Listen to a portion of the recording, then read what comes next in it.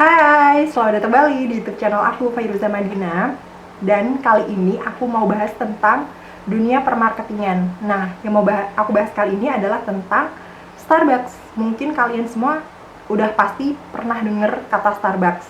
Walaupun misalkan dari kalian ada yang udah pernah ke Starbucks ataupun cuma lewat, ataupun kalian nggak pernah sama sekali, teman, paling nggak kalian udah pernah denger kata Starbucks. Nah, Starbucks itu merupakan salah satu gerai kopi paling laris di seluruh dunia. Walaupun kalau misalkan dari segi harga itu termasuk menengah ke atas, tapi tetap nggak mempengaruhi penjualannya. Jadi kayaknya kalau misalkan kalian beli Starbucks itu kayak lumayan gimana ya, kayak prestis gitu loh. Nah, yang mau aku bahas kali ini adalah strategi marketing di Starbucks. Atau misalkan kita para netizen Indonesia kan suka bilangnya kalau sesuatu seperti itu disebutnya dengan S3 marketing. Nah, kali ini aku mau terangin kepada kalian salah satu penyebab kenapa sih Starbucks itu bisa wow banget sedangkan dia itu minim iklan. Nah, untuk keterangan lebih lanjut, kalian harus simak terus. Nah, Starbucks itu bukan cuma jualan kopi atau bukan cuma jualan minuman, tapi juga ada di situ ada snack. Di situ kalian juga bisa beli tumbler, gelas, terus perlengkapan-perlengkapan lainnya. Kadang juga ada lanyard, kadang ada juga apa tuh namanya, kayak pouch gitu, macam-macam yang dijual. Cuman cara menarik orang biar ke Starbucks itu salah satunya adalah dari si minumannya. Kenapa? Jadi kalau misalkan untuk minuman itu ada dua cara kalian bisa beli. Satu, kalian bawa tumblernya Starbucks, nanti kalian dapat potongannya kalau nggak 5% atau berapa aku lupa. Itu juga ada setiap tanggal, kalau nggak salah sih, karena udah lama banget ya beli Starbucks, itu kalau nggak salah setiap tanggal 22 itu ada save 50% kalau pakai tumbler Starbucks.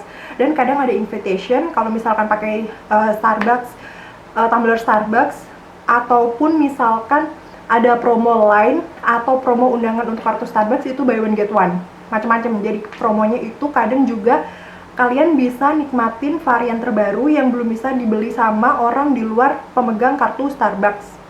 Nah, kalau untuk kartu Starbucksnya sendiri, itu aku nggak pernah bawa kemana-mana, karena aku langsung pakai yang aplikasi, karena pakai aplikasi itu lebih enak. Jadi kan kita nggak perlu repot bawa kartunya, tak hilang atau segala macam, nggak perlu. Jadi kita cukup download dan kalian bisa isi data kalian di situ. Jadi kalau misalkan kalian mau beli, kalian mau isi ulang untuk saldo di Starbucksnya, itu kalian bisa langsung di gerainya langsung.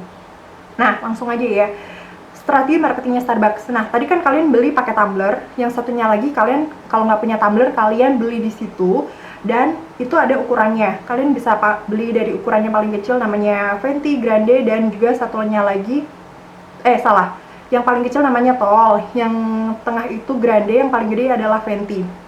Nah, di 3 jenis ukuran ini yang membedakan hanya ukurannya aja dan harganya tentunya. Tapi sistemnya semuanya sama. Nah, ini adalah sesuatu yang menarik. Kenapa?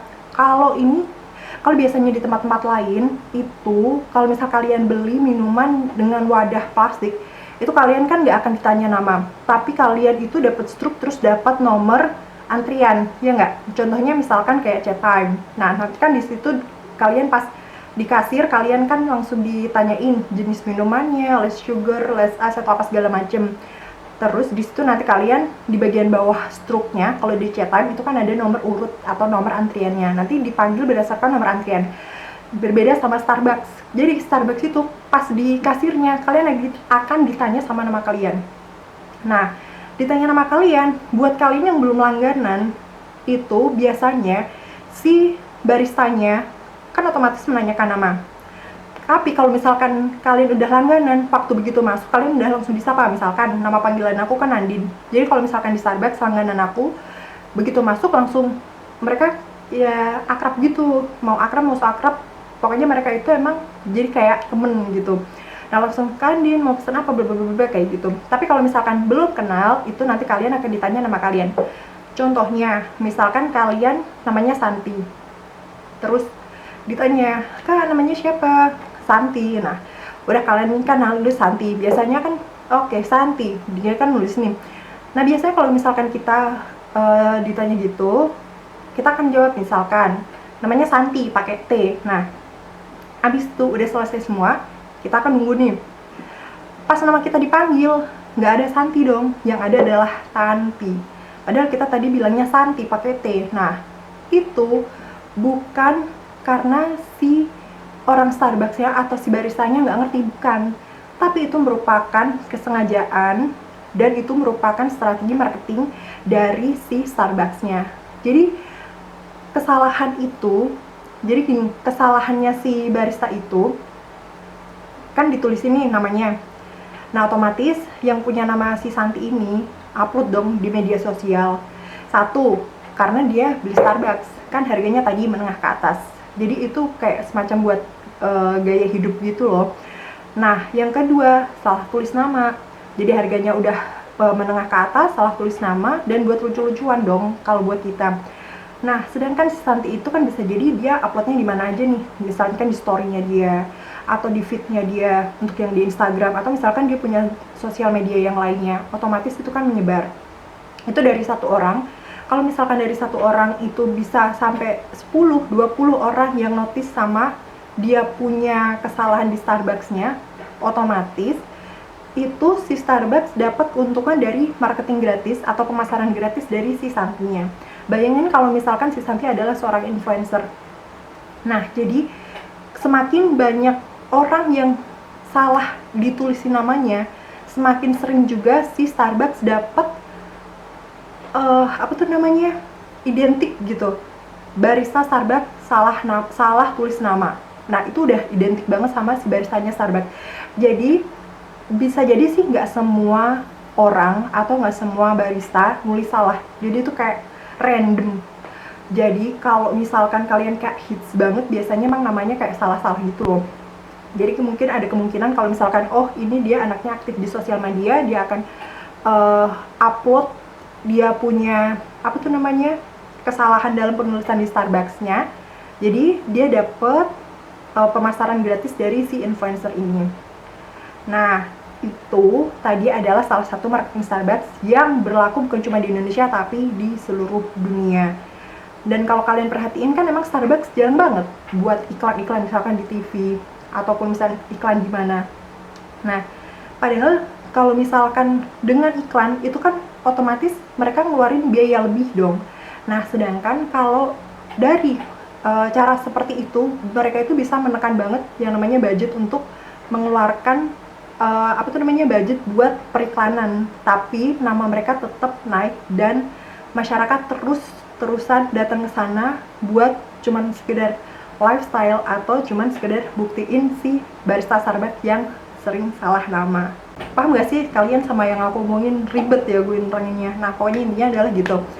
Jadi marketingnya Starbucks itu emang pinter banget buat memasarkan produk Starbucks-nya tanpa harus mengeluarkan budget yang banyak.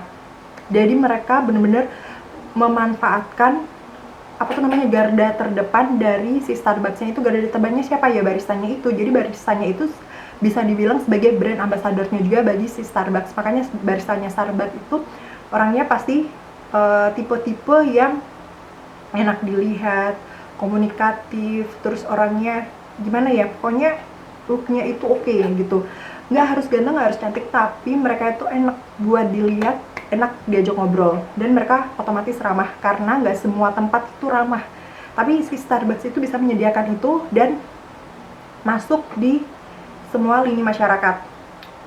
Sebenarnya informasi ini penting nggak penting juga, cuman kan lumayan buat nambahin pengetahuan kalian tentang dunia periklanan atau dunia pemasaran atau dunia permarketingan.